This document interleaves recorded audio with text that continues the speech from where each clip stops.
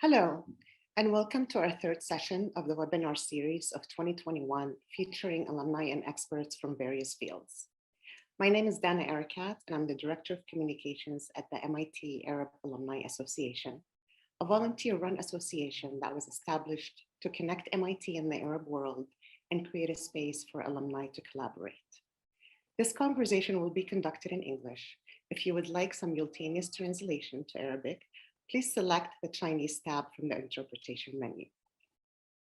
أهلاً وسهلاً بكم في الجلسة الثالثة من سلسلة ندوات عبر الإنترنت لعام 2021 والتي تضم خريجين وخبراء من مختلف المجالات.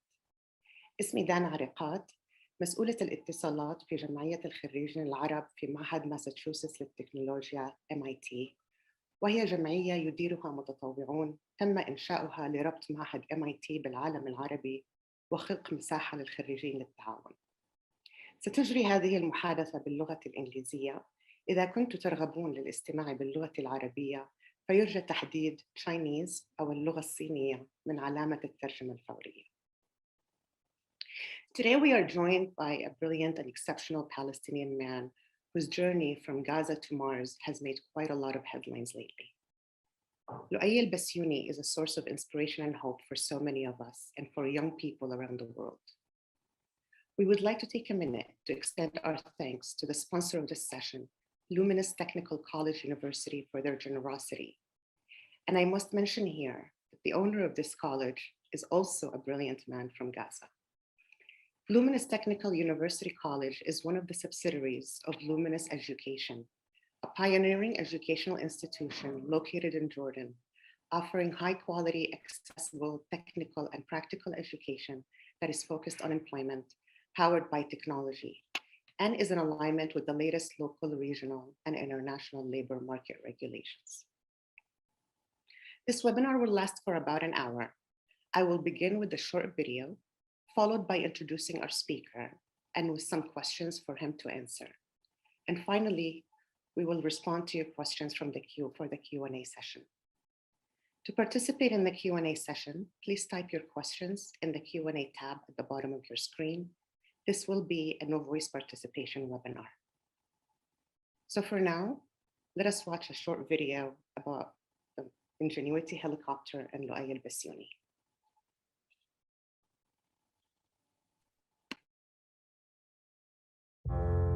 Sometimes you have to do something just to show that you can do it. When the Wright brothers flew for the first time, they flew an experimental aircraft. And in the same way, the Mars helicopter is designed to show that we can fly powered helicopter flight in the Martian atmosphere.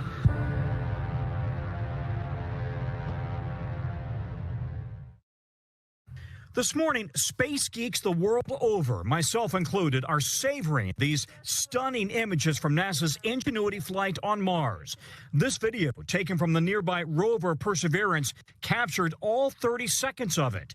Ingenuity's liftoff, a very steady climb, then hovering 10 feet above the Martian surface before gently touching down. And this very cool still photo from Ingenuity's own camera captured its shadow on the surface as it hovered above. The chopper or drone is so far from Earth, it must fly itself, making 500 calculations every second. Confirmed that Ingenuity has performed its first flight, the first flight of a powered aircraft NASA to another scientists planet. created history yesterday when they flew a small helicopter on Mars, an epic achievement over 170 million miles from Earth. For one of the lead NASA engineers in California, Loay Elbasyouni, this incredible journey mirrored his own adventure after growing up in Gaza in the Middle East and moving to America as a 20-year-old to study. I was able to speak to him a few days ago as he and the team made their final preparations. Loay Elbasyouni grew up in Gaza, close to the Israeli border, a place seething with tension, with poverty, and at times with war. But at 20, Loay won a scholarship that would translate him from here via an American university to this. And liftoff. His key responsibility was for the helicopter aboard that has made such history on Mars. To me, as a kid, I was like almost dreaming to become like in aerospace engineering, but I decided that is not a thing for me, because I figured like Palestine does not have a space program. So it wasn't really an easy journey. I mean, to just be able to leave Gaza, then to come to college, and after that to actually be able to like help, be able to maintain paying my tuition and my finances through college. I mean, it was pretty rough times. But a journey from Gaza to the United States in and of itself is a very difficult thing to achieve. How did you make the transition? I mean, it's like, I like Mission Impossible, so.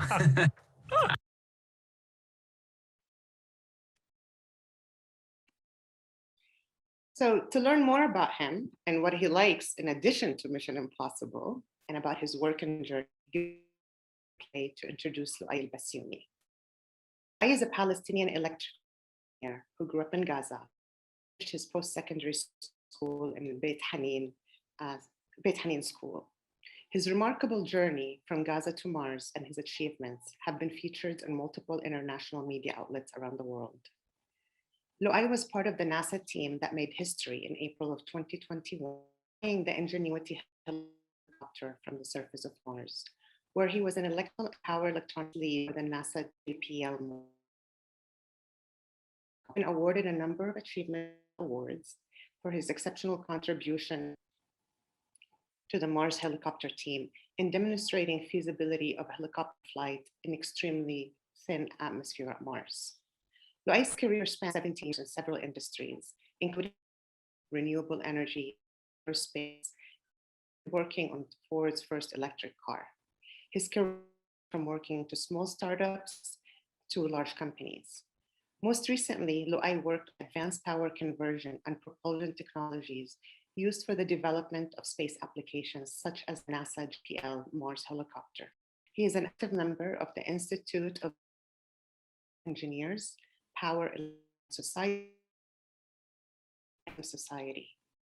Loay is currently the Senior Director of Engineering at Astrodyne TDI. He holds a Bachelor of Science in Electrical Engineering, a Master of Engineering in Computer Engineering, and a Master of Science in Engineering from the University of Louisville. So without further ado, Loay, welcome very much to this webinar, and it is today. And first of all, really congratulations on all of your remarkable achievements. I would like to start by asking you a question. Did Loay, 12-year-old Loay, grow up in this moment, ever dreamed on such a grand and a historical moment? And I would like you to also tell us about your journey of how did you leave Gaza? How did you come to the United States? And what was your journey through your education to where you're at today? Yeah, hi. Thank you for having me. It's really a pleasure to be part of such an inspirational university, Alumni. And I start with your first question, which is since I was really young, I don't really remember the age. Was it 10? Was it before? I always was like just this really curious kid. I always fixed stuff. I always try to tear down things, figure out how they work. I always innovated without even understanding what I was doing. A lot of times I was like creating things that didn't really make any sense, but to me at the time. So I always developed a passion, I guess, for electronics. At one point I thought I wanted to be like a pilot, or like actually develop aircrafts.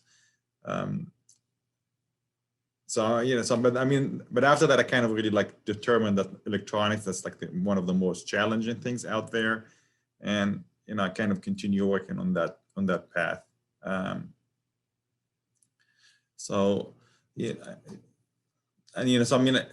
When I got to college, I studied English in Gaza, and I started applying for a lot of the universities. And I studied English almost approximately for like 8 months. While I'm waiting for the visa, I figured I'd take as many classes as I could, just to save myself time, since the visa process takes forever. And so by the time I got my visa, I was already like 2.5 months already, like after the school started. So I could not actually attend my first semester, because I got United States in March. So when I first got to the US, I worked a lot. So I used to work you know, a lot of different jobs. Like I worked in restaurants, you know, making Subway sandwiches for people who know Subway, you know, and after that, I got accepted in a couple different universities. Originally, I was supposed to go to a Bellevue University in Nebraska. I never been there. I never been to Nebraska. I think I had 9 feet of snow the day I arrived to the US, and I figured, you know, it's not the place where I wanted to be. But, you know, then while I was waiting for school to start, I ended up going to Kentucky. And from there, you know, I was just went there to work, for working, you know, and then a few months later, I got accepted into Edinburgh University of Pennsylvania. They had this reduced tuition for international student. But I went there. It was a small town in the middle of Pennsylvania that I couldn't really figure out a way to find a job or do anything. So I had to really go back to Kentucky where, you know, I knew people and I had worked before. So I used to work and go to college. You know, in 2000, things got a little bit difficult. So I had to kind of drop out, you know, 2001. And so I was out of college between 2001 and 2002. And then I transferred to University of Louisville and I studied, electrical engineering. I finished 2002 to 2004. And then 2004 to 2005, I got my master. And after that, I kind of like, you know, you mentioned, I worked on a lot of different electric vehicle startups. I worked with, you know, actually worked with General Electric. That's where I gained a lot of my experience in their industrial electric vehicle division. You know, where you actually develop things like forklifts, golf cars, neighborhood electric vehicles. We worked on things like, you know, even like early concept for electric vehicles that, you know, was, you know, like Ford F-150, things like that. But after that, with the economy crashing in 2008, 2009, GE ended up shutting down that division.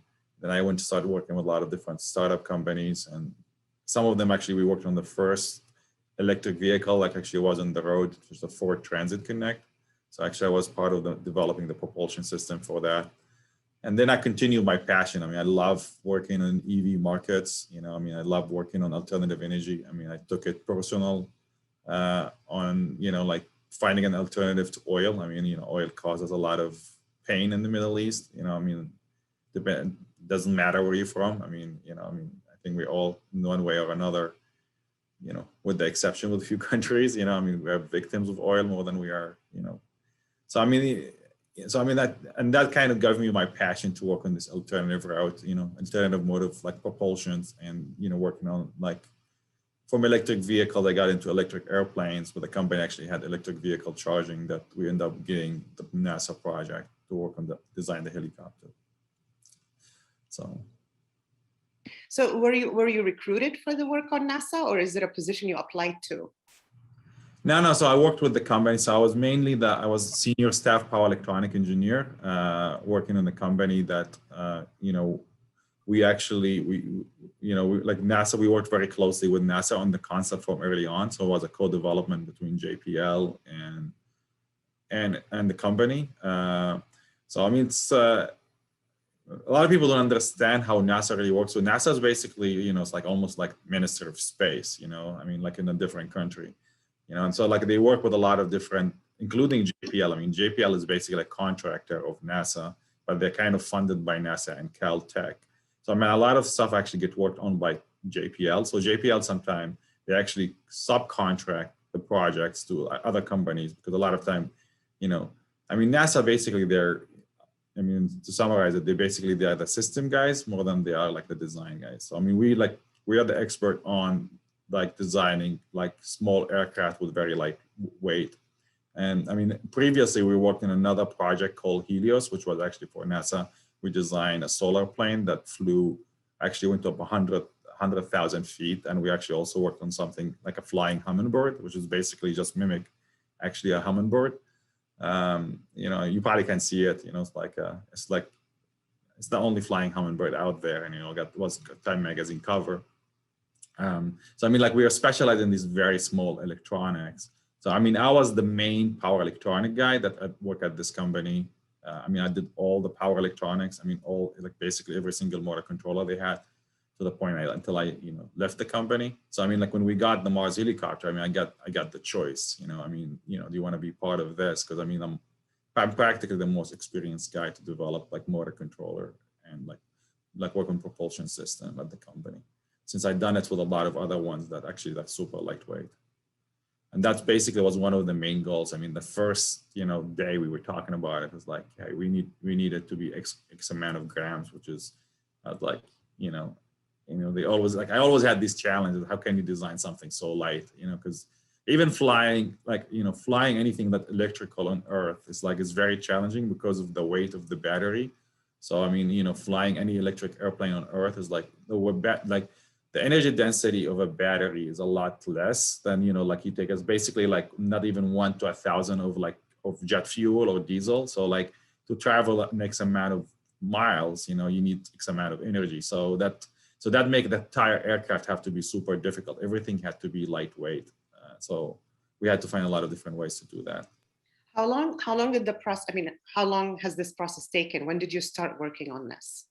So probably when we early start in 2013, 2014, beginning in 2014, that's when we start like working on it. So, I mean, back then it was like, basically it was almost like, hey, can we build a toy? Basically like a toy out of like basically hobby stuff to just like spin a prop and actually fly into the Mars atmosphere chamber.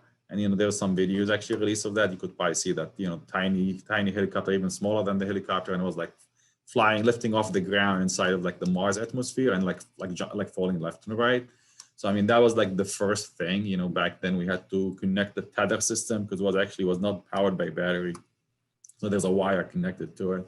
So I had to work part of that. So, I mean, that's like the early stages when we basically studied the theory of like, what is, and back then it's like, we're still even like thinking is like, even is helicopter even a available solution? So it wasn't even like. So it wasn't a goal set by a certain year that by the year 2021. Oh, no. Was there a goal set? Was there like a certain goal set or? I don't know how much I can disclose, but it's like, basically, so the Mars 2020 mission, that's the mission was set. So that's the Perseverance mission. So, you had to succeed to be part of it. It's basically we are a passenger, so the plane schedule is already set. And the Perseverance was already started. We didn't have the same timeline. We had to prove a theory to become like a passenger. It's like, hey, to be able to get onto this aircraft, to be able to go to Mars, you need to meet all these requirements. It's like, so we had to really like, was really challenging because like a lot of time we had to like, early on, we're just like, oh, this like, just imagination that maybe, nobody even thought it might even go in 2020. But the Mars mission, the 2020 was already scheduled. You can look at the public data. It was called the Mars 2020 mission. So we always knew, like, I don't even know the exact date when the Mars 2020 mission started, even 2010. So the Perseverance had like a long, like lead ahead of the helicopter team in terms of development.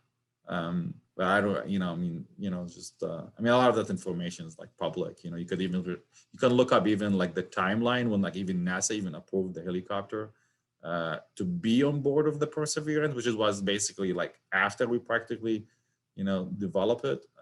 That's also like, a lot of it is public information. So I will get to the technicalities of the helicopter and Mars and its weight and how far it is, your role in it. But I want to ask you this: how did the world find out about Loay Elbasyouni, a man from Gaza who has worked on the Mars team? What is the story there, and how was it received by your family and your friends in Gaza? Yeah, it was really interesting because in the beginning, people were like always wondering why I keep posting, especially in LinkedIn. I was always posting articles about the helicopter, about the NASA mission, and people just thought I was a fan. And maybe I think one time I said I was part of the helicopter team. So a lot of time people didn't put things together. My resume it said like I worked on the Leonardo project because that was the name of the project at the time. So it was like people did not connect the dots. So then I think somebody on Facebook, so I was actually talking as a technical expert on TRT about the mission when they landed. And then the same time, it's like somebody from my last job, they actually posted a picture. They tagged me in a picture with the whole team. I was like, hey, Loay, you need to be proud of what you have done. So, and I think a lot of my cousins saw that, and then there's like, I think they started like copied the pictures. I mean, you might see these like low quality pictures going there, and some of them got published, you know. I mean, that's the reason that they are like that, because I like, you know, they just basically like somehow like, you know, people just like copied them and posted them, and then like was like, I mean, it got welcomed like it's crazy. I think, you know, the first people tweeted about it, and then it's got really big, and then my uncle, like people like coming congratulating him, and then he he basically threw a party, a celebration party, and you know, and then like, you know, they made banners, you know, they posted them in Beit Hanun. I think that there's the soccer club, like one of the soccer club in Beit Hanun, they basically made a banner, and they honored me before the game. So I was like, I just keep getting these pictures. I'm like, you know, I'm busy working, I'm trying to follow up on things, and then it's like everybody just wanted to talk to me. So like it all came by a surprise to me, because honestly, I didn't think I'm just gonna be like this. But you know, I mean, I work a lot of cool things. So me as an engineer, I mean, working on the Mars helicopter is cool. I mean, yes, I'm proud to have something on Mars. And then, I mean, and honestly, until like it flew the first time, I mean, that's like when we really made history. I mean, there's a lot of other people. Like, I mean, I think that's a historical moment. It's like, you know, the flight. I mean, you know, working on something in Mars is pretty cool. But I mean, I work on a lot of things that actually, even a little bit more complex, that actually, you know, fly on Earth. You know, I mean, there's a lot of things, you know. I mean, there's a lot of things like, you know, like from engineering perspective to me, it's like, you know, that I have other accomplishment I have done. But I think, you know, everybody like NASA. So it's like. We like Mars. And just one last thing before we jump into the technicalities. I'm curious, because you and I previously chatted, and you mentioned that there are a lot of brilliant young minds and that has been reaching out to you especially from Palestine, from around the world. Can you tell us a little bit about that? Like, what are you finding in terms of young people with, you know, who are very smart and driven?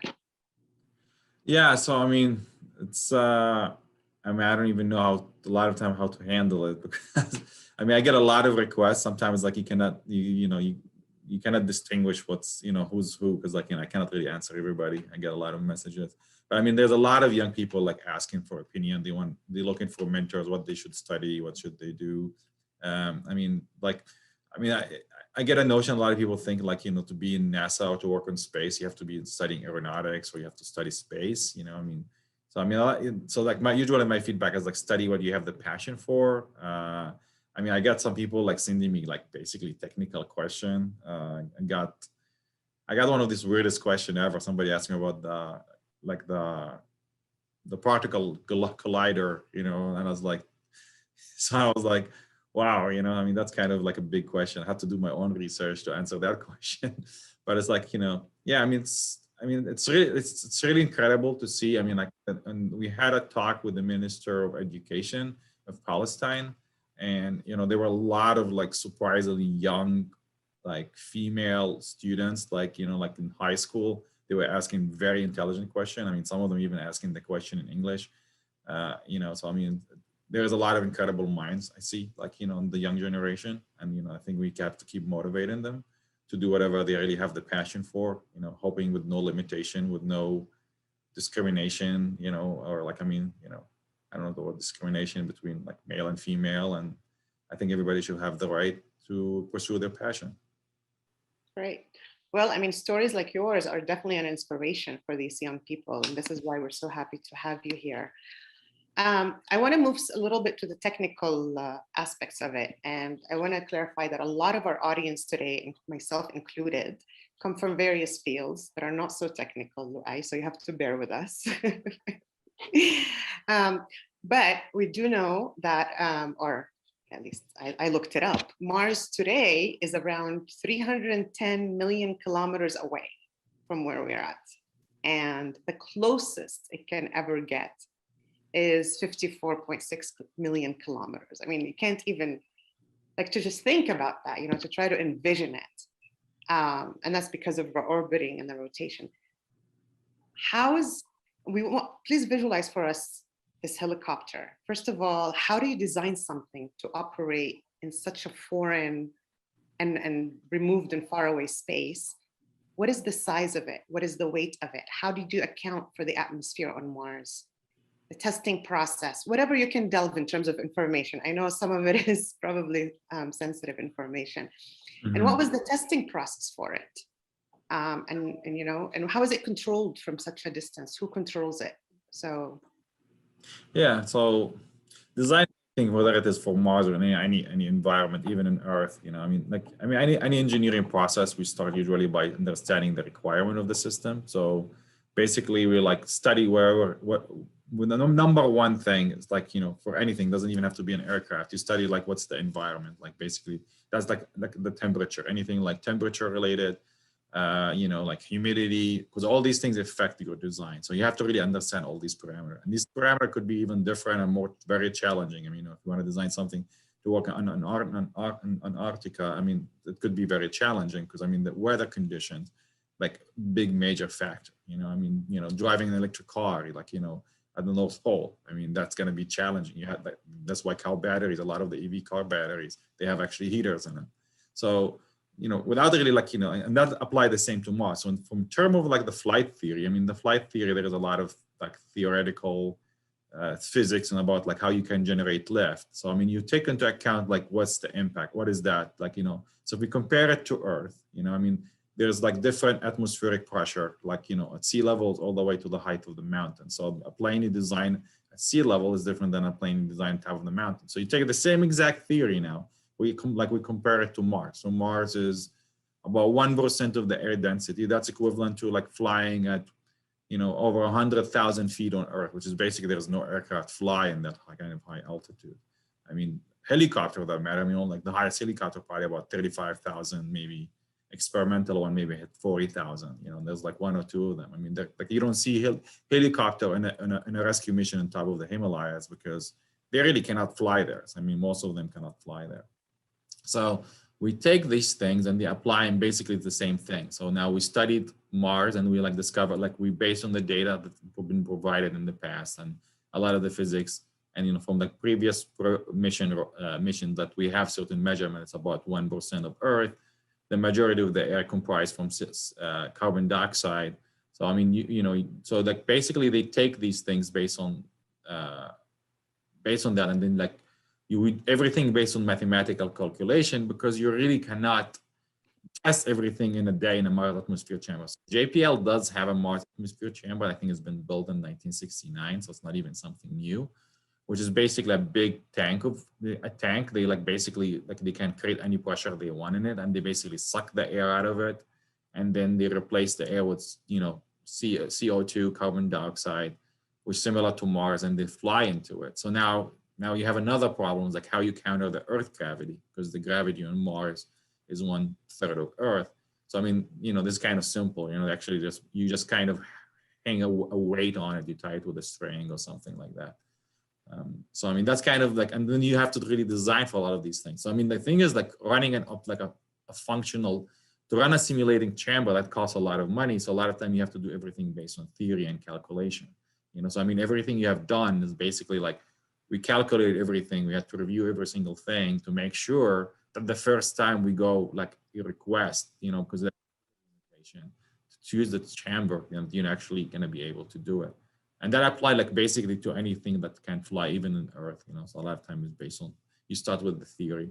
So, but now with that said, you know, we've taken all this assumption that really Mars is 1%, because, you know, it's like, what if it is 2%? Whatever it is, like, you know, not even 1%, you know. And so what if like the number been, because we don't really have a lot of real data. I mean, there's only been 4 missions on Mars.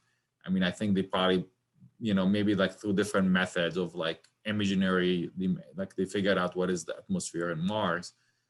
You know, I mean, there's like, you know, there's this signature of different material. That's how they can guess what's in space. So a lot of this is like based on things like never been validated, you know. So, I mean, it's all like, that's why it's like flying it. It's like, to us, you know, it's like, everybody's like, oh, great, you know, we fly planes all the time. It's not a big deal. I mean, yeah, maybe it's like going to Mars is a big deal. It's like, no, I mean, this is huge, because like, you know, it's like we made so many assumptions, and like being able to fly and actually exceed the expectation. I mean, it's incredible, you know. So how is it controls itself, or how does it Oh, control? so on the control standpoint, so I mean, because of the distance you mentioned, I mean, yeah, like the distance changed based on the location of Mars. So I mean, so there is a system they call Deep Space Network, the DSN, which is basically it's a system they developed for the Curiosity and they kind of improved on. It's basically it use like super small radio waves that transmit, and they have 2 satellites that rotate around Mars to be able to give you like literally 24-hour coverage, because you cannot have access straight to the Perseverance rover. So the helicopter does not really have a big antenna that can talk straight to Earth. So the helicopter talks to the rover. The rover have a way that can talk directly to Earth, or it can talk to the 2 satellites around Earth, like if it is on the wrong side of Mars. And then these 2 satellites talk to like three satellites on Earth that collect the data, send them to JPL, or or whatever NASA facility, and then from there they kind of like that take time, so because of that, everything had to be automated, because you cannot control it as like, hey, oh, I see some wind, I'm going to turn left. No, you can't do that. So basically you had to like study the area. That's why it took time, so like you have to study the area, you have to know where exactly it's gonna land, and then it's like you have to program it to like fly and land, and like literally fly less than like few inches from the location it's supposed to land. So I mean, a lot of that was like programmed. You load it 6 hours before, transfer it to the rover. The rover, like, even sometimes like it's 12 hours or 24 hours, make sure the rover got everything correctly. Then the rover transmitted to the helicopter, wait for a check signal, send back, and then you send back to Earth, and then like, yes. So now you fly, you send this thing and you're hoping the flight succeeded. I mean, it could have been failed already. So we were like, literally, we just like everybody else, we watching, it's like, the flight could have crashed, by the, because it could have crashed 4 hours ago, and now we're waiting for this data to come in, and then this data come in like in this like binary format, which is like zeros and ones, and then you have to like decode it, into like, the imagery into like the flight data. And then from that, we look as like, oh yeah, it took off, it flew like 15 feet, it went right, 30 meters, and based on that, we know what it have done. And then, later on, like that's why the imagery sometimes take longer time, because they're bigger resolution, they're bigger data, so they take longer time to transmit.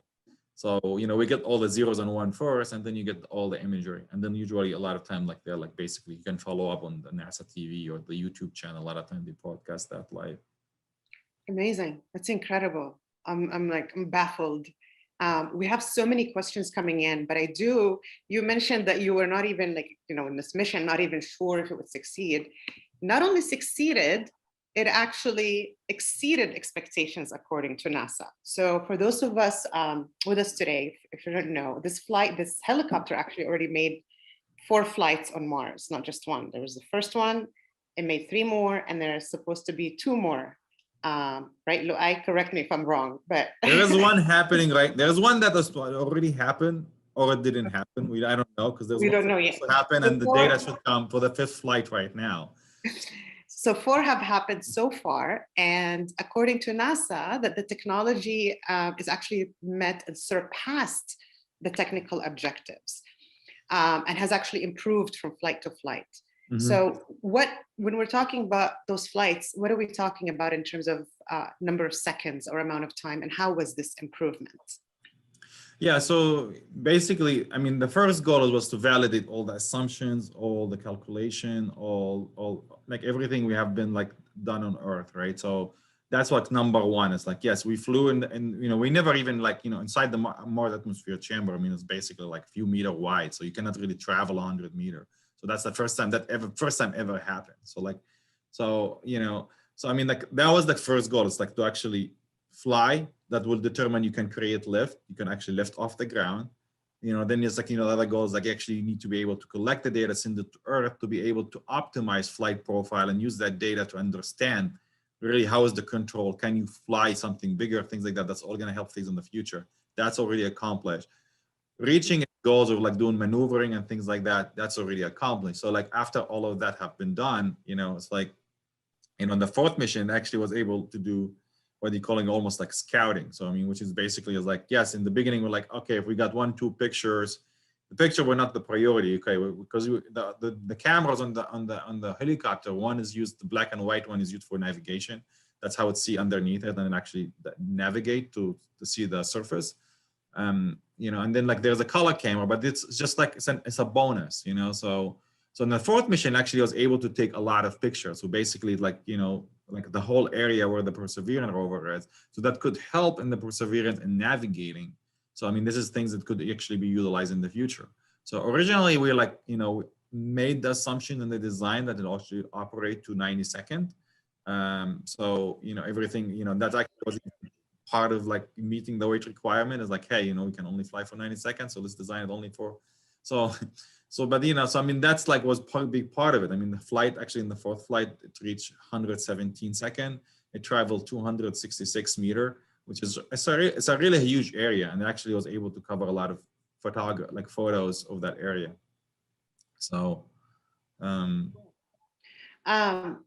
then finally, I want to, before I start taking the questions, is why? I mean, what would humans on Earth benefit from flying on Mars? We chatted, you and I chatted briefly before about the relationship to renewable energy and sustainability and how this could actually benefit. So it's not just that we're creating, I mean, we're going for Mission Impossible just to say, oh, we landed on Mars. But what benefits actually do these investments have for our future? I mean, it's the same thing with the rover. I mean, you could ask the same question. Why are we even on Mars? I mean, a lot of it is to advancement of science and knowledge. So, I mean, that's like step one.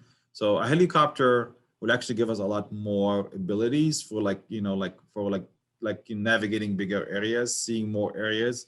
I mean, it's not about just flying. So like, let's say if you want to replace the rover with a helicopter or something flying, you could access like, you know, more like valleys. You can go to the top of mountains. Why are we on Mars? I mean, that doesn't only apply to the helicopter. I mean, that's, you know, that apply to any mission on Mars. I mean, studying Mars, I mean, help us to understand like the past of Mars, you know, help us understand the future of Earth. I mean, studying space in general and science that help us in many ways, help us in many ways understanding, like helping us actually even understanding every single science we know, like from like you know, from astronomy to to physics. There's a lot of things like we understand about the universe, even understanding about matters on Earth, is actually go back to, you know, like understanding the universe. So like, yes, we cannot reach pretty far places on the universe, but you know, like now we have like 2 points in the system. We have Earth, we have Mars, so we can actually understand more into the system. So in terms of like developing an advancement of technology, that's like, I think of it like, you know, it's like, think about it as like, I mean, since the time of like the Cold War between Kennedy and Khrushchev, I think if I remember his name correctly. I mean, you know, like, you know, instead of we having like this, like, you know, like race into like who have the best weapons and spending things like that. I mean, we could use this advancement of goals into space. I mean, a lot of these things come back to Earth and advancement of technology. Like most people are not aware that most technology we have, like, you know, from your cell phones to your solar panels to like, a lot of them were developed for space, you know? So, I mean, you know, it's basically like your R&D, like your research. I mean, why do university have research, you know? Because like sometimes they have research money, but for no goal, right? So I think having a directed goal with like measurable things that actually can help us advance further. I mean, reaching Mars is like help us advancing, like, you know, traveling through space, help us advancing a lot of technologies, including like solar panel batteries, like, you know, how to even develop alternative energy, like I mean, the way the whole rover operates, I mean, it's completely like, I mean, a lot of times it's super expensive, but at the same time, like a lot of this like research come back to Earth. I mean, most people who start companies, a lot of them actually come out of like people work on these at super advanced projects. So a lot of time it actually create ideas, you know, helping at like, you know, because, you know, you're pushing the limit. So when you're pushing the limit, and this thing allow you to push the limit, because if we're gonna do everything for, like basically for the sake of for profit, you know, a lot of time, like we're not gonna push the science to its limit, you know. So absolutely. From that perspective, that's another way there's advantages come back to Earth. Thank you. I have so many questions I'd like to ask you, but I think, I mean, we have so many questions coming in from the audience, so I will take it to the Q&A with the audience. And this relates directly to what we're talking about is, how does the helicopter fly? Is it charged with the battery or is it through solar powers? Yeah, so it is a solar powered aircraft. So basically there is a solar panel that charged battery. There's a battery inside of it, and to operate in the battery. So it used the battery heated during the night to stay warm. So like, part of the energy go to the heater, and then the next day will get to fly. So I mean, that's another reason you cannot fly every day, because you have to like preserve energy to stay heated and then go back for a second day to fully charge. And then whenever it gets back to fully charged based on the solar panel, then it can do another flight. Okay. And the second question I have, are the motors custom or off the shelf? And if custom, can you discuss the process of motor design with the HP, KW of each of the rotor motors? This is a very technical question. Yeah, this is like, crossing a lot of lines.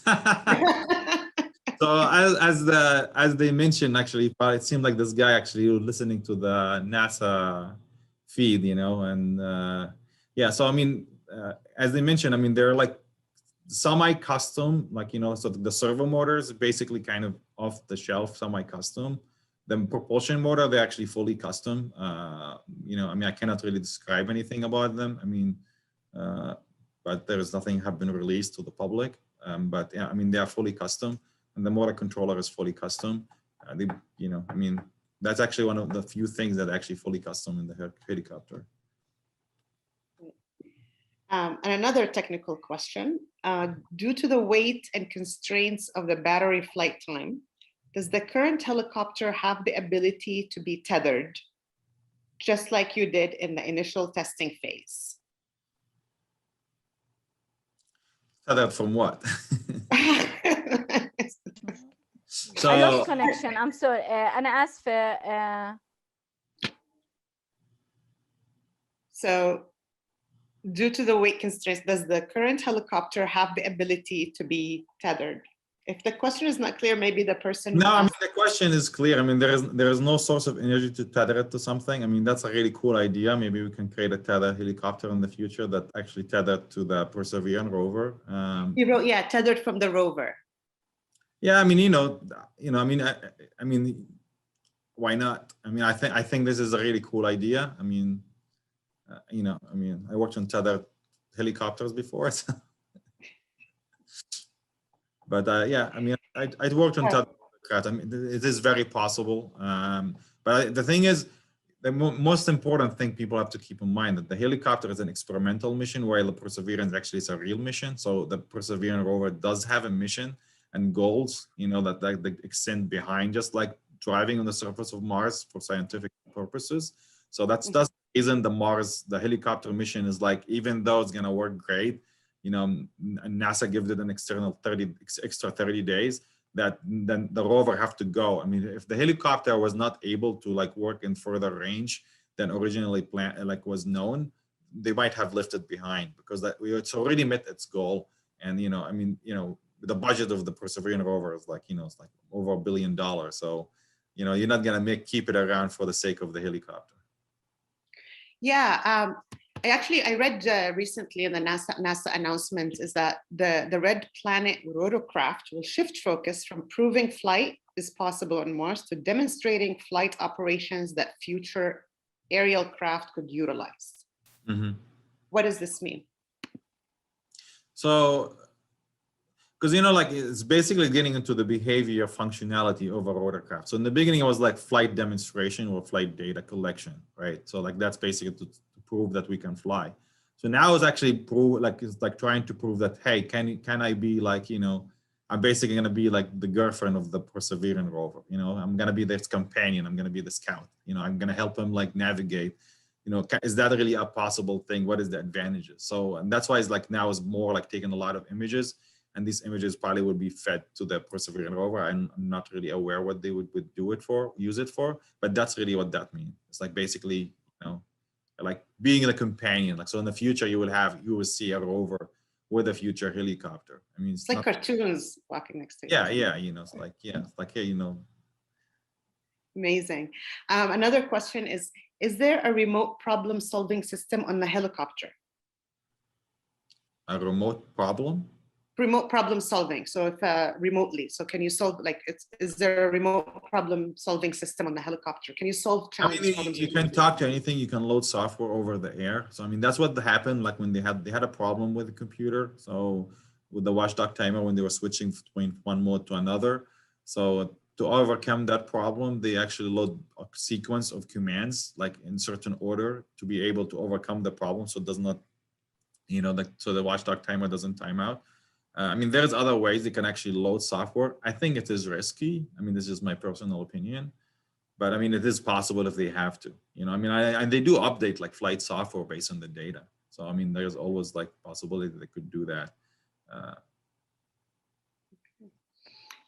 And what atomic energy used to fuel the helicopter and energy? The percentage of solar, atomic, other sources used? It's only solar. Only solar. I mean, when it wasn't the Perseverance, there is some type similar. That's how the Perseverance rover run, some type of like atomic energy or nuclear energy. Great. And now we're moving to more of the challenges, questions, not so technical, but what are the biggest difficulties you encountered in making the Mars helicopter? Weight. Tell us more. Wait a second, like wait. I mean, timeline, weight. I mean, flying in general is very difficult in terms of weight. That's your number one thing.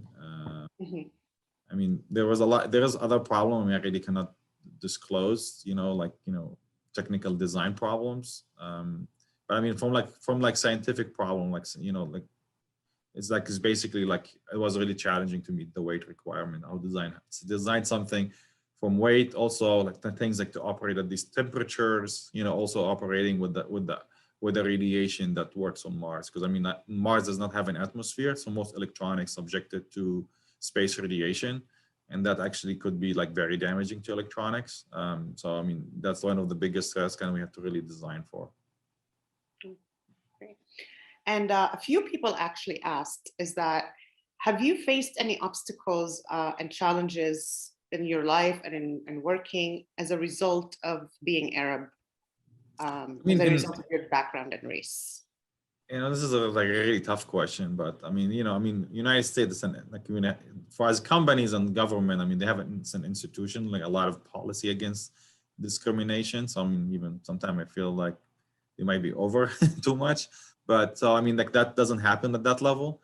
But I'm sure like people, that happen anywhere. I mean, it happened, even in the Arabic world. I mean, if it like discrimination exists everywhere. So I'm sure like people have, their own personal opinion and, their own personal reservations. I mean, I did run into problem in college. I used to deliver pizza. I mean, I got attacked by kids who stole my pizza sign. So, I mean, and they cursed me, told me, but I mean, that thing happened. I mean, I don't think it should bother you. I mean, ignorant people are everywhere. So, you just can't pay attention to it. Somebody's asking, is it possible to fly the helicopter on the moon? Oh, wow. I like that question. So actually, flying, so that helicopter probably wouldn't fly anywhere other than Mars because it's designed for the Mars. Maybe, I don't know, maybe it'll break itself if you fly it on Earth, just like, but there's a lot less air than Earth. So than Mars even, I don't even think there is that much. The moon actually it's a lot more challenging, believe it or not, than Mars.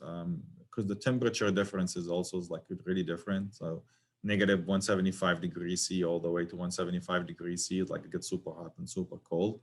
So I don't know if you could fly on the moon. Maybe you can hop on the moon. Well, if you have the magnets, otherwise you'll be flying off.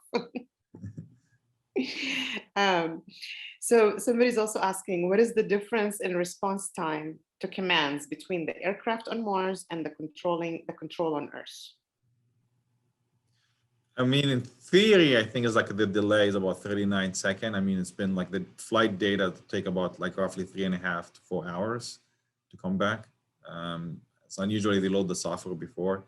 There is faster method. There's there's a couple different ways they load things. Some of them faster than others. I don't know the exact number, but like, you know, you can get almost close to real time with like just like bits, ones and zero, just very, very slow. But then for like the bigger the data, take longer time. Okay. And I have a question. I mean, how long is this planned to stay on Mars, the rover and the helicopter? For how long? Is there a timeline? I mean, the rover, I mean, like just like rovers, I mean, usually they have like a 1 to 2 year time limit, but they'll operate them until they basically stop working. I mean, they still, I mean, I think that the Perseverance rover, like it stayed like, you know, so operated like a lot longer than it was anticipated. The helicopter mission will probably end before the winter. Even like if they extend it again, I don't think it will survive the winter on Mars. It's going to be really cold. It's not. When is that? How long? I mean, when is winter on Mars? It's probably in a couple months, you know, so, okay. You know, so like, I mean, you know, like few months, I think it'll be like the winter on Mars. The temperature will start changing, getting a lot colder. And then, you know, like, well, I don't think it would probably be able to maintain itself. So what happens to it then? Assuming they didn't crash it before, you know. So like, you know, I think they might be like, you know, plan like in the last flight, you know, it's going to be probably like a known flight. They probably like push it to its limit, you know, and then maybe like it will crash. Because, you know, you can get a lot of data. I mean, you get more data from failure than successes. So. So you might crash it on purpose. We won't tell NASA. I'm speculating here. So I would crash it if I'm like. Did you have Palestinian scientists as heroes or mentors growing up? And if so, what are their names? I mean, my dad is my hero. So, I mean, he's like my dad is a surgeon. I mean, he struggled a lot. So, I mean, you know, all through his life. So, I mean, he's always been my hero and my guide, you know, and I mean, I have a lot of other Palestinian, I mean, you know, I like Mahmoud Darwish. I have a lot of other Palestinian I have huge respect for. You know, I mean, like not only like Palestinian, even others. I mean, tend to find most of my people I follow like morally philosopher than scientist. But I just find out that actually one Palestinian guy, he actually worked on the Apollo mission. I think he passed away. His name is Isam Nimr. I just found out like some guy messaged me. It's like, oh, my dad worked on the Apollo mission. He would be so excited. Honestly, I don't know what he done. So I mean, you know, there's a lot of successful Palestinian Arabs in all the different fields. So okay. So there's a few questions. Will there be a modification to the current aviation systems after the success of the helicopter system will benefit from this experience? Yeah, I mean, this is, you know, always kind of the majority of like flight, you know, out of flight pilots, you know, like they usually like use a lot of like optimization and calibration during flight. So I mean, basically, like it's almost like it kind of learned from the previous perfection, and then like kind of update. They kind of update themselves, or you know, you use that data to update the software. I think there already have been some of that happening. But I mean, yeah, I mean that definitely all that data will be used in the future, you know. And can it survive a storm, in quotes, a sandstorm? I mean, there is not that much air on Mars, so I mean, there is dust and there is dust storms and stuff like that. I mean, it's designed to a certain level of wind, but so I mean that, you know, so it could survive up to that level, which basically, based on prediction, is going to happen. Okay, and here's a bit of a bigger question. I don't know if you can answer it, but why choose Mars? Why not another planet? I mean, so far everything we have been doing is to Mars. There's what they call the Clipper program that actually going to the Titan, which is a moon. But so, I mean, there is other missions. I mean, there is like, you know, Cassini that, you know, like it's a probe that travels. So, I mean, there is a lot of other missions. Mars is not the only one, but it seems like Mars is it's the closest one. it's the closest one in terms of to Earth, you know, and there's a lot of like relationship in terms of the way it is to Earth. So I'm sure like there would be future mission to other places, but I think everything, it seemed like Mars is the one. Great. And Mars, honestly, when you look at pictures from Mars and you look at pictures of some places on Earth, you think they're almost the same. You know, like the deserts and even here in Wadi Rum. And sometimes you try to imagine, you think you're on another planet on Mars. So another question I have is, what advice would you give to students who want to pursue a degree in engineering? And I'm assuming here it's the same engineering you studied. So it's not structural, like building engineering, it's electrical engineering. I mean, focus, like, you know, really pay attention to the fundamental. Anybody studying engineering, I think the most important thing, and I see that a lot, you know, because I do recruiting and things like that. Like, you know, if you like the fundamental, you like that, you're going to struggle if you want to get into design. So, I mean, because there's a lot of jobs in engineering. So you don't necessarily have to, like, you're going to be the designer who design and invent and innovate. I mean, you know, 80% of engineers just basically like, I don't know, want to say paper pusher. I mean, they're like either writing specification or doing testing or doing validation. But I mean, like, you know, if you want to really like get into the design to actually, you know, do a lot of that, you really need to focus on the fundamental, which is like maybe the classes you think is boring and you wonder why you're studying. You know, like, you know, the calculus, the math, the physics, I think that's very important, because if you have strong fundamental, you basically can do anything.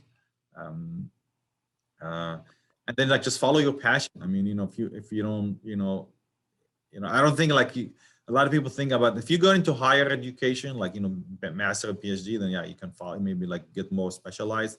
I don't think like specialization really, like specialization comes from experience. I mean, I studied, you know, hardware design in my undergrad. I studied communication and control theory and electromagnetism in my master. You know, I did some master program classes in computer science, and I'm an expert in power electronics. So I'm kind of like brought all these things together with my industry experience to create me today, you know. So, like, you know, I think you have to keep that in mind. You know, it's like you really do not learn everything in the university. So that's why it's like the fundamental is important. A lot of things come, and I recommend everybody to go on internship, work. You know, I mean, I love University of Louisville for the reason they have a co-op program, which basically everybody have to go 3 semesters to work. You know, like you study a semester, then you go work for a semester. And, you know, that's you know, I think that's very beneficial, because you actually help you before you graduate to know even what specialty you want to do, you know, you want to get in certain things. And that apply to all engineering, you know. So, you know, try to get internship, you know. I mean, that's the least, and a lot of the school do not offer co-op program. But, you know, it's like, even after the first year, you know, it's like, because it's going to give you that exposure, you know, it's going to make you like, oh, I'm really studying the wrong thing, you know. Definitely gives you the hand-on experience. It makes you really understand whether or not this is something you actually want to pursue, other than the fanciness or the theory of it. So somebody is asking a really interesting question, if you can answer it, is if you were given, you as Loay, if you were given the resources you need to do whatever project you want to develop, what would you do? Whatever I want with all the resources I need? Yes. Um, We'll give you a winning lottery ticket for like 200 million, whatever. I'd probably work on like electric airplanes. I mean, electric airplanes, I mean, if it's not really the purpose to make money, but, you know, I mean, I'll probably start, you know, coming to work on advanced electric airplanes. Is that the future? Do you see that happening? I think in the long-term future, I mean, I think that the future might have, like, it's a hybrid system, so it will not be, until if we cannot figure a way to do different way of doing energy storage in terms of electricity, I think electric propulsion is a lot more efficient.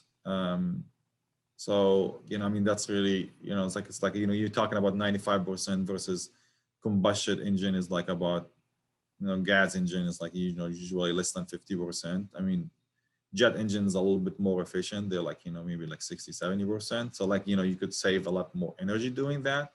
I mean, I think this is like the thing most people miss. That's why electric cars actually, they're more efficient, even though if you use a gas generator to charge it. So we're almost at the hour, but there's one final question, which actually relates to a question I have for you as a final question, which says, great talk. So will Loay be the first Palestinian on Mars? I don't know. I don't know if I'll qualify, but I mean, for what program I'm going to be if like they happen, you know. So, you know, I mean. So what is next for you? Have you reached your goal? Would you say you reached your goal, or? I didn't even start yet. I mean, what? Oh, wow. No, I always, since I was a kid, I always wanted to start my own company. So I mean, I have this entrepreneurial spirit in me since I was a kid. I mean, I started many small companies. I mean, from like, I don't even remember the age. I always used to like buy and sell things. I mean, I had my photography business. I used to trade in fruits. I used to do like, you sell candy to kids, sell toys. I mean, I don't know. And then I just wanted to do something different. I didn't want it to be just a traditional businessman. I wanted to actually make something innovative. So, I mean, when you start hearing like me and Elon Musk, like have fight tweeting battles, maybe I'll be close to my goal. I'll be like, about to like able to get him out of business, but. I look forward to seeing that.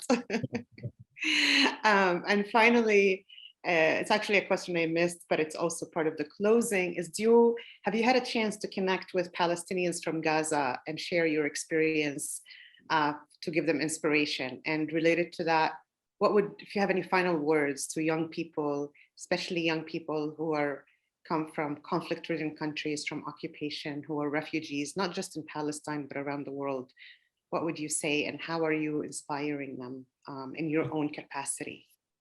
Everybody have the right to dream. I mean, I encourage everybody to dream and like not to be limited by everything around them and everybody around them.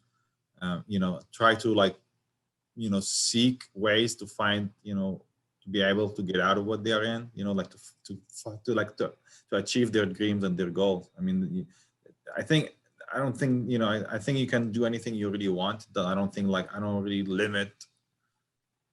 think there's a limitation of what situation you're in. I think you should use it to encourage you to actually do better. I mean, there's always like, advantages. I mean, you can have to just find and focus on the positive things to succeed. I mean, and it's difficult, I mean, I know it could be really difficult, but if you like get really stuck in the negative thinking, you're not really like gonna be able to do anything. So I mean, like you really have to like try really hard and fight to do whatever you can to to succeed.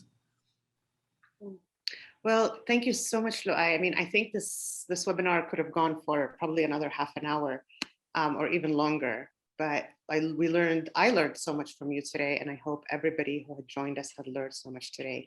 And really, thank you. It was a pleasure, and thank you for your time. Yeah. If anybody have a question, I mean, feel free to message me on Facebook or Instagram or Twitter. I mean, I probably wouldn't be like responding right away, but I'll be happy to respond to everybody. I try to respond to everyone. I can attest to that. That's how we got Loay to come onto this webinar, through a Facebook message. So he is very accessible. Thank you so much, Loay. I greatly appreciate it. And thank you all for joining us from Gaza to Mars in the 2021 webinar series. Keep an eye out on our social media for an announcement soon for the next session in the series, which will take place on May 20th, 2021. From all of us at MIT Arab Alumni Association, stay safe and goodbye.